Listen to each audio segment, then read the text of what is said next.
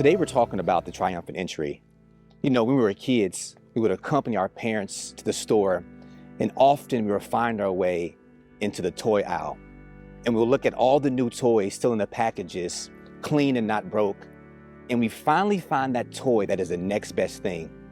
Has all the newest technology, has all the bells and whistles, has all the new sounds.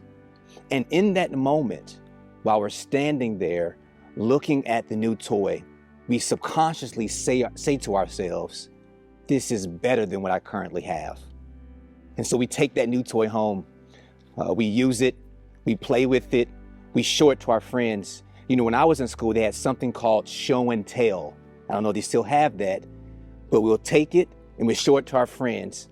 And then it gets old and we go back to the store and it starts the same cycle over and over again, looking for something better than what we have. But what's interesting is that it's not something that stops when we're young. It's not something that stops when we're children. We do the same thing now. We've been in relationships that get old, so we go looking for better. We've had jobs that get old, that no longer gives us joy or satisfy us, so we go looking for better. Some of us have cars, and we change out every 3 years because we're looking for better. It's almost like we've created these traditions out of searching for the next best thing, always searching for something that will satisfy. But the fact remains that you'll never be satisfied as long as you're looking for satisfaction in everything but Jesus, because you're most satisfied when you're completely satisfied in Him. So I wonder if this was the mindset of the people who gathered at the Feast of Passover during Jesus's triumphant entry. See, annually, people will come to Jerusalem to celebrate Passover, which is the festival where Jews celebrated their redemption from Egypt. But this year, things were different because Jesus made an interruption. Let me read these 3 verses for us real quick as we talk about Jesus' triumphant entry. It comes from John chapter 12, verse 12. It says, the next day, a great multitude that had come to the feast, when they heard that Jesus was coming to Jerusalem, took branches of palm trees and went out to meet him and cried out, Hosanna!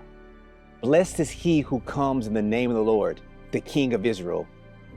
Then Jesus, when he had found a young donkey, sat on it, as it is written, Fear not, daughter of Zion.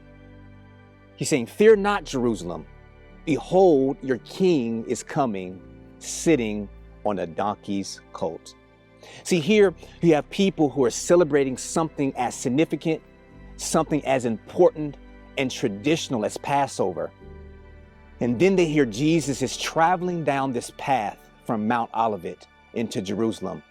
And what do? They leave what they would normally be doing. They leave what would normally satisfy them, and they go grab branches from palm trees and they chase after Jesus. And they shouted out, Hosanna, which means save us now. Hosanna, they cried. I think they realized that the things they had been doing would never save them. It would never change their circumstances. It would never satisfy them, because the fact remains that you'll never be satisfied as long as you're looking for satisfaction in everything but Jesus, because you're most satisfied when you're completely satisfied in Him. I believe, as Jesus did in this story, that Jesus wants to make an interruption in your life. I believe that He's traveling down the path of your heart and that He's waiting for you to chase after Him. Hosanna, they cried. Hosanna, they cried. Save us now. And so it's my prayer as we go out through this week that we will leave something that we've been chasing after and chase after Jesus. Save us now, because we're most satisfied when we're completely satisfied in Him. Thank you.